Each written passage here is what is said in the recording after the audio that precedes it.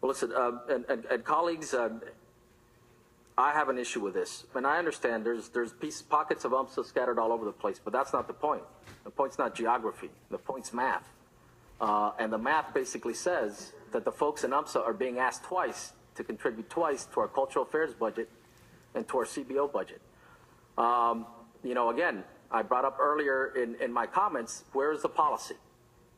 Why 3 years ago one amount and this year another amount? And that doesn't sound to me like we're building a sustainable budget. You know, the reality is that this budget, with a millage, we're actually increasing 6%, over 6% what we're collecting. And we still had issues with our fire department. We had issues with our library. I don't see the sustainability. And you know, when people ask me, what's your impression, you're going through the first budget, and I've had, you know, obviously the experience that I had up in Tallahassee, very different from what I've seen here in the county, and Madam Chair and colleagues, we really need to rethink how we address the budget. I think we're at a disadvantage against the administration.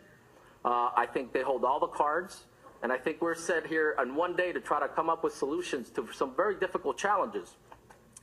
And I'll tell you this much, the one thing that surprised me, and it's a thought that keeps popping into my head, is that in this process, bad ideas have a good explanation.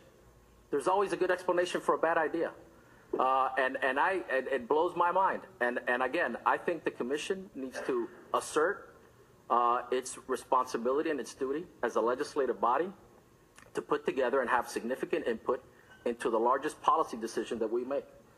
I'm not going to be supporting this budget because I think it's unfair to the residents of UMSA. Whether they're north or south, east or west, you know, asking residents to contribute twice into funds that historically have been county-wide programs, I think it's unfair. There's a lot of things that don't make sense to me. I honestly think that we are actually violating state law with our CDT funds, and I will want to get some clarity. I don't think exhibition halls are museums.